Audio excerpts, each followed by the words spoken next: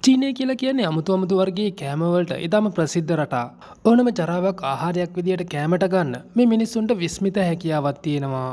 ඒ වගේම තමයි අපි සුරතලයට හදන බල්ලන් පූසන් පවා මේ මිනිස්සු රස කර කර ආහාරයට ගන්නවා. මෙන්න මේ වීඩියෝ ටික හොඳින් බලන්න. අපිට දැක්කත් බාහිතර මේ සත්තු චීන මිනිස්සු රස කර කර ආහාරයට ගන්නවා. ඒ විතරක් නෙවෙයි චීන මිනිස්සු ඉන්නවා සමහර සත්තු පණ පිටින් ආහාරයට ගන්න. චීනයේ තියෙන වීදි කෑම අතර ගෝනුස්සන්ට හිමි වෙන්නේ ප්‍රධාන තැනක්. මෙන්න මේ විදිහට ගෝනුස්සන්ව පුච්චලා ඉරටුවල ගහලා තියෙන ආකාරය බහුලව දැක ගන්න පුළුවන්. බොහෝ චීන මිනිසුන් පණ පිටින් සත්තුන්ව ආහාරයට ගන්න වැඩි කැමැත්තක් දක්වනවා. ඔවුන් විශ්වාස කරන විදිහට මේ විදිහට පණ පිටින් සත්තුන්ව ආහාරයට ගත්තාම මේ මිනිස්සුන්ට වැඩි ආයු කාලයක් නිරෝගීව ජීවත් වෙන්න හම්බෙනවා. මෙන්න මේ විදිහට පණ තියෙන සත්තුන්ට තියෙන ඉහළ ඉල්ලුම නිසාම චීන වෙළඳපළවල් වල බහුල වශයෙන් පණ තියෙන මාළු, ඉස්සෝ, කකුලු වගේ දේවල් බහුලව දැක ගන්න පුළුවන්. ගොළුබෙල්ලෝ කියලා කියන්නේ චීන මිනිස්සු අතර ඉතාම රසවත් ආහාරයක්.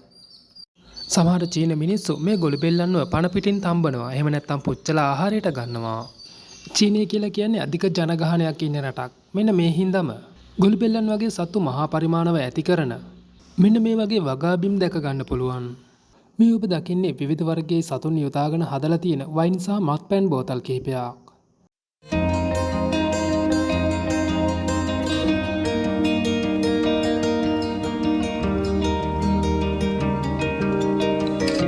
ඉතින් ඔබත් මේ වගේ දේවල් රස විඳින්න කැමති කෙනෙක් නම් චීනය කියලා කියන්නේ ඒකට හොඳම රටක්.